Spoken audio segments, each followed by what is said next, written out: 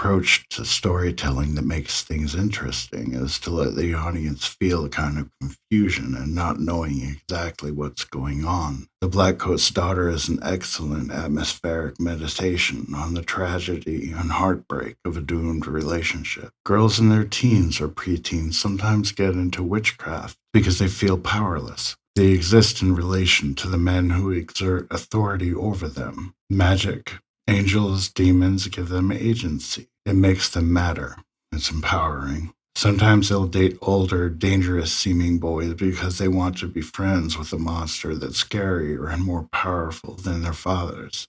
He belongs to the same rank and file. She can weaponize him to protect her and force her oppressors to bend to her will. She can remove her father and retain the relationship that matters most to her, the relationship that makes her matter, the love that stays, that lets her stay. For her, it's home. The blood of the covenant is thicker than the water of the womb. Let's break down this story. I made an edit of the film where I put the scenes in chronological order. I may not have gotten this totally correct, but I'm certain enough to release this video that any mistakes I've made in continuity are incidental. In an atmospheric movie like this, it's slow with very little dialogue. The script is only about 14 pages of spoken words. Taking creative liberties with editing can keep the story interesting, keeps it from getting monotonous. My explanation is fairly thorough, and for people who are less willing to accept a story that's more intuitive than logical, my hope is respectfully that this explanation will convince you to give this movie a second chance. And maybe people who enjoy the movie will get a kick out of this kind of explanation. This horror movie is about what leads up to a demonic possession and the murders that result. The first character introduced is Kat. She's a student at a Catholic school for girls. We see her looking absently out the window, her mind most likely on her parents. She's at her most vulnerable, in a place of uncertainty, concern, and most importantly, alone. You could read into this, reflect on how it is in these same conditions when people find Jesus. It's as if both sides of this war has been raging since long before the creation of humans. Yet we still today find ourselves, for the most part, unwillingly dragged into, are keen to involve us, to take us over, to possess us to their own ends. We are set upon, the knowledge of good and evil placed in our minds, spun by whichever faction has found its way to us, and we are conscripted. In her room, as she's getting ready for bed, her calendar shows that her parents are supposed to arrive the next day in time for an open house at the school when everyone's parents will be visiting. Her eyes are welled up. She knows something has gone wrong. She hasn't been able to reach them. As she sleeps, she has a dream. Someone in a black coat is leading her to a car that has been in a fiery accident. Her parents' bodies are inside. The demon enters her room in the form of her father, and she wakes up, seeing him for the first time. From here on, she's aware of the demon, and he is very real to her. He is a father figure to her, in the same way that the priest at her school is a father figure. Father Brian? But to her, the demon's relationship to her is more personal, more important. Yes, of course. He is the one who shows up for her on the day her parents failed to. He is the father, the caretaker, the only person on her side who sticks up for her, who is there for her, and who puts her first. She is important to him when no one else wants her around. It seems that this demon lives at the school. He has been there a long time, to the point there are rumors about him interacting with others at the school, a pair of nuns in particular. More on them in a bit. Later that morning, we see her in the bath, and the demon is there with her, standing in the bathroom, waiting for her to get ready for the day ahead. She tries to use a payphone in the hallway to call her parents, so she knows at this point that the demon with her is not her father. He's had time to explain things to her, who he is, what he wants. On the other end of the phone is static and a voice which says, "Hi, baby, Catherine." Kat asks, "Dad?" The voice tells her, "They're not coming." Then it tells her to kill the cunts. He's talking about the nuns at her school. She hangs up. The voice on the phone is Satan. There are very real supernatural forces in the world of this film. These aren't hallucinations. Kat is superimposing titles. Titles that may have been given to her by the demon, but he may be lying about who he is and who the entity on its way to the school is. It's easier to label things as God or the devil. In the mind and the theological level of schooling these students are privy to, things are kept simple, to the mercy of the audience as well. No. She goes into the office of the school priest, Father Brian. He tells her that he won't be able to attend her performance later that day. He says he'll be away in Albany. Kat is being a smart-mouthed little brat. She's challenging him by asking logical questions about how long his journey will last. She knows there's nothing she can do about his unavailability, but she wants to communicate her disappointment with it. His response is exactly that of a neglectful parent, one who sees their own responsibilities as more important than their children. He's not her real father, but he is in that surrogate role as the priest in charge of the school. Even as an ordained caretaker, he is oblivious to her needs as a dependent. There's a moment where Kat is listening to someone. Then she asks when he'll be back. The demon wants to know how much time he has to do what needs to be done. When speaking to Father Brian, she looks into the corner where the demon would stand. He tends to prefer standing in corners, as though he is used to it, because he isn't the center of attention. This demon's horns are blunted like the ears of a rabbit, not pointy and threatening like we're used to seeing. It's a beautiful design, meant to communicate something about his function. He's a scout. He's assigned by a greater being, named in this story as Satan. Satan is not necessarily the big capital S Satan, the adversary of God. This Satan, the Satan of this school, is a powerful demon, capable of possessing humans. Satan isn't presently at the school because he was cast off and banished in a previous event. Years ago, he possessed the two nuns in this story. They were found worshipping him at the furnace in the basement, where all their hair had burned off. They were exorcised by Father Brian. In Kat's exorcism scene, Father Brian recognizes this Satan, this demon. An explanation of the story would be incomplete if I didn't crack open the Bible at some point. So, in the book of Daniel, chapter 10, starting in verse 12, an angel of the Lord appears to Daniel, saying, "Do not be afraid, Daniel. Since the first day that you set your mind to gain understanding and humble yourself before your God, your words were heard, and I came in response to them. But the prince of the Persian kingdom resisted me 21 days. Then Michael, one of the chief princes, came to me because I was detained there with the king of Persia." This illuminates some of the "but why though" questions of our film. The Prince of Persia is a demon assigned to that location, similarly to Satan being assigned to this Catholic school. The messenger angel was detained, which explains why sometimes prayers aren't answered for a long time. The angels in the Bible are subject to the laws of time and place. The Satan in our story is somewhere else, far away, and it takes time from when Kat first sets her mind to gain understanding and humble herself before him to when Satan can journey back to the school. And there is something he wants her to do for him.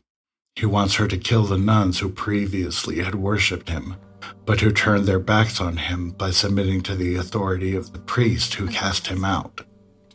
Something she's willing to do. She'll take things even further by murdering one of her classmates, named Rose, as an additional sacrifice to prove her devotion. Are you okay? Yeah. Kat smiles pleasantly, knowingly, as though the demon had told her something like, "It's good that this Blackcoat will be gone all during the break. We will have the whole place to ourselves. We will have fun together." Blackcoat is an epithet for priests. You hate your dad who has authority over you. Priest. Father. Father Brian notices her expression and asks her about it. She gives a glib answer to satiate his mild interest in her, who she is, of how little importance this student is in the grand scheme of his own life, and the responsibilities to the local authority of the church. Here is where we meet the next character in the story, another student at the school named Rose. Rose has a lot on her mind. She is waiting her parents to arrive, but she's told them to come at a later date. She's in the midst of a pregnancy scare and needs time to figure things out before they arrive. We learn this through a conversation she has with a friend. Later that night, she has plans to meet with her boyfriend. Kat is alone, waiting to go on stage at the recital, the worried look still on her face. The dream she had the night before of her parents dead and a twisted car seeming like a real possibility, becoming more believable. It's this way that the demon enters her life, something unbelievable, otherworldly, making its way into reality, introducing itself in dreams, worries, becoming more real until it is real, standing in the room with her, talking to her on the phone, replacing her parents, answering the call she makes to them. He has taken their place in her life, and Satan has taken the place as her headmaster. During her performance, she pauses for a long time, looking into the audience and seeing empty chairs where the people she looks to for approval are absent. The audience is filled with visiting families of other students. She's a sad girl, a lonely girl. She needs another. She needs to matter. After the recital, Kat and Rose are in the headmaster's office. He is unable to reach Kat's parents on the phone. He assures her that they are probably on their way. In the meantime, she is to stay with the two nuns who act as caretakers and nurses for the students. Rose is to look after her. Rose objects but is overruled. Her concerns aren't important to him. To Kat, the headmaster's words give her power and protection. Setting the table for dinner, Kat notices something in the reflection of the spoon. It's a moment that's held out, with ominous music. I can't see anything in it except for the reflection of the overhead lamp and the light of the candle. Later in the movie, in a scene with Rose's father, he says that some people see God in the light of a candle. Seeing the reflection of this light rather than the light directly could indicate that the God she sees in it isn't the same God Rose's father is talking about. This idea is important as it sheds light on why Kat worships Satan at the furnace. Later that night, Kat stands in the doorway to Rose's room. Rose tells her the story of the nuns who worship the devil. This scene plays out twice, at different times during the movie. Firstly, the story is told from Rose's perspective, in an attempt to tease Kat, expressing her annoyance at her orders to watch over this little brat. Secondly, the story is told from Kat's perspective. The demon is standing in the corner, and Rose's voice is underlaid with Satan's voice, as though he's telling her the story behind why he hates these nuns, and why he will soon tell her that he wants them dead. He is using Rose to speak to Kat, telling her it's real, the power, her path from loneliness. Rose gets into a car with her boyfriend, and Kat picks up her portrait, drawing her thumb across Rose's throat. The payphone in the hallway rings. It's Satan calling. He directs her to the basement, to the fire of the furnace, where she can worship the devil, where she will present the heads of the nuns who once worshipped him, and Rose's head. Come down, go down, to the low place. Rosa and her boyfriend arrive back at the school after their date, where they discussed Rosa's possible pregnancy. Rosa's boyfriend takes what he wants and shirks responsibility. I'll drive you there. It's such a weak offering, it's offensive. If he loved her, he would be there for her, there with her, not simply a free ride. It's how these early in life romantic relationships tend to play out. He's playing a role, trying to be something he is not, an adult with wisdom and agency. He's not villainous, only ignorant due to the lack of experience and so much of what life puts in our path over time. He wanted physicality with Rose, the way Satan wanted physicality with Kat. Rose rightfully calls her boyfriend what he is, idiot. In the bathroom, Rose hears Kat's voice through an air vent. She goes looking for her and finds her worshipping at the furnace.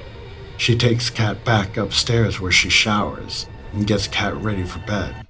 Rose asks her what she was doing down there. Kat pushes Rose, wielding the authority of the headmaster, Mr. Gordon. She reminds Rose of her responsibility to look after her. She also wields the power of her new god. Her parents are dead, meaning that now there's no one to stop her from doing what Satan wants her to do. He is the only real authority in her life. Authority isn't something that has any power on its own. The only people who have authority over us are those we allow to have authority over us. She tells Rose her parents are dead. Rose is upset by this because there's no reason to assume such a thing. Kat tells her, "It's too late. You smell pretty. You had your chance." Rose returns to her room, rightfully shaken, and blocks her door with a heavy chair. The next morning, Rose wakes up on the last day of her life. The camera frames only her head in these two shots, foreshadowing the state of her body after her death. Kat meets Rose outside her door and tells her, "He says I can't live here, but I can, with him." Rose asks, "Who's he?" Kat mocks her, saying, "Mr. Gordon, silly. He's the headmaster." Kat is overlaying the authority and personhood of the headmaster with the authority and personhood of the devil. She repeats the line, "You smell pretty," along with a knowing smirk, reminding her of her previous discomfort, knowing what is to come, taking pleasure in Rose's ignorance of her imminent death. They sit down to a meal with the nuns, and during the prayer, Kat is spaced out. One of the nuns tells her to say grace, and as she starts to recite, she vomits all over the table. The nuns take her to the nurse's office to give her medicine, when Kat says, "Get your hands off me, cunt," her voice underlaid with Satan's voice. The phone rings and one of the nuns answers it, receiving the news from the headmaster that Kat's parents are dead, and he's on his way to tell her. Kat says that the headmaster will now give them permission to live at the school, reinforcing Satan's offer for her to live at the school with him. The nuns send Rose outside to shovel the walk so the headmaster can get to the door. Kat locks the door and kills the nuns, taking their heads and putting them in a pillowcase. Here again we see Rose sitting for her school portrait. She has a perfect smile, a rehearsed smile. After the camera flash, her face drops. She is filled with apprehension at what she will do, what her parents will do, if she's pregnant. She goes to the restroom where she finds she has had her period, relieved that she isn't so. She walks out to the hallway past the payphone where she saw the exit door close. She looks down the stairs and sees the pillowcase with the heads in it. She reels backwards where Kat comes up to her and kills her. It's a brutal end, having just experienced relief from the one thing that had been upsetting her to this point. Everything was going to be okay. Her blood signaling her salvation, to her blood signaling her ultimate loss. Kat takes her head and puts it with the other two. She then goes down to the furnace. The headmaster arrives at the school with the state trooper. They find the door to the nuns' parsonage locked. The headmaster retrieves keys and they go inside, where they find the bodies of the nuns. The officer goes outside and follows a blood trail to the basement, where he finds Kat kneeling at the furnace. And before shooting her in the arm, she repeats, "Hail Satan." Kat is taken to a psychiatric institution. She's strapped to a bed. Father Brian comes in, looks her in the eyes, sees Satan, and says, "There you are. You are not wanted here." Then he performs an exorcism. Satan is cast out by Father Brian. The demon stands in the corner. Kat looks at him and pleads, "Don't go." The Blackcoat tearing her lover away from her, breaking her heart. The demon watches from the corner and leaves. It's not violent, erupting from the victim's body. It's more like, "My dad said I'm not allowed to date you anymore, but I don't want to break up. I can't defy him, and my lord has been banished, taking with him my only reason for being here. So, I'll go." Kat spends the next 9 years in the institution, probably sentenced there for life. She manages to escape and kills a girl named Joan, stealing her identity. This is the third character we are introduced to. She is an older Catherine, played by a different actress. I believe this casting choice was made to show that Kat is a very different person at this point in her life. She no longer has the help and company of the demon, or Satan. We know it's really Kat through flashback scenes of the psych ward she was placed in after the murders, and her ripping off the medical bracelet, and later in the shower scene, in flashbacks to the cops shooting her, the bullet scar on her left arm, and Father Brian looking down at her in the bed she was strapped to for the exorcism. Since she goes by Joan, we'll call her that. She picks up the payphone and calls the number she used to call to talk to Satan, her parents' old number. But there is no one there. He's gone. She's outside in the snow waiting for a bus when a man named Bill comes up to her. Looking genuinely concerned for her, he offers her a ride. He's going to the same place she's going, to Branford, to the school. Joan takes a shower, and Bill knocks on her door, wanting to talk to her. She lets him into her room while she's wearing only a towel, and she sits on the bed and talks to him. A person who had parents who respected the boundaries of their children wouldn't let themselves be put in this situation. They would make him wait while they got dressed, or just spoke to him through the door. But to Joan, this invasion of privacy is normal. He's a complete stranger, but to her, he's a father figure, offering a ride and temporary housing, maybe more. His concern for her indicates a willingness to give her whatever she might need. Having recently absconded from a psychiatric institution, her needs are immediate. She shows a willingness to give him what he wants, if he will care for her. Bill went to Joan after his wife Linda had fallen asleep. When we are brutally cut off from something or someone and no longer have access to them, we desperately look for surrogates, stand-ins. These are echoes of the real, ungraspable, so our interactions with them are perverse, unnatural, as we project our pain onto their visage. Bill sees nothing improper about entering the room of a girl wrapped only in a towel, which would say that he treated his own daughter with the same lack of boundaries. It's hard to ignore the look of desire in Bill's eyes. Desire for a memory of a beautiful daughter he lost 9 years ago, whose memory he and his wife are on their way to pay respect to lay flowers at the place where she was murdered. Rose's memory. Rose's flowers. Bill says some people see God in the candle of a flame. Joan saw her God in the furnace flame. The God of her parents and the priest and the nuns isn't on her side, because if he was, she wouldn't be so alone. So she aligns herself with the demon's God. That's who's in the furnace. It's the opponent. Bill saw God in Joan. Her God demands heads. She understands Bill in his utter willingness to give her whatever she needs as a willing sacrifice, a gift to her God, a God who is no longer there. She's going back to her God, and like Bill said, there are no coincidences. He was going to the same place she was for a reason. She's going there to see someone. That's better than having no one, isn't it? Bill hands Joan a picture of Rose, his daughter who was murdered by Kat. Joan goes to the restroom and laughs. It's a confirmation that she's on the right path, doing the right thing. She's encouraged to move forward, believing that, like Bill's God, with her God, there are no coincidences. In the car, Rose's mother tells Joan a story, reinforcing the loss both parents carry with them. She tells Joan, "Strange, I can't see you at all." Have you ever spoken with a person you don't know, someone who seems devoid of personality, of personhood entirely? Throughout this film, Kat comes across as one of these people. She's still a kid, and with her parents gone, all she has is her relationship with the demon. And after even that is taken from her, she is in a state of loss for 9 years, in an institution, living on her memories of a feeling, wanting to get back to him. It's all she has. She loved him, her demon. He was there for her, there with her, a real presence, curing her loneliness. Joan, in the car with Bill and Linda, having arrived close to the school, murders them both and takes their heads with her. She gets violently ill after murdering them, something we don't see Kat doing after she murders the nuns and the daughter of these parents, Rose. Kat feels euphoric.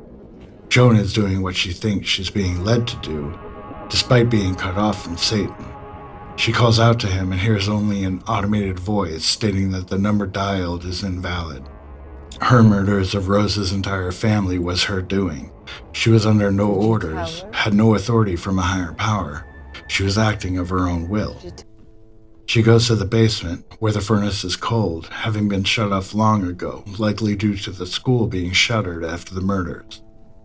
Joan leaves her gift by the cold furnace, goes outside, and weeps, not in remorse. It's the cry of the broken-hearted, the abandoned. You may wonder if the explanation for what's going on in this movie is so long and requires so much thought, why didn't they just put all this stuff in the movie?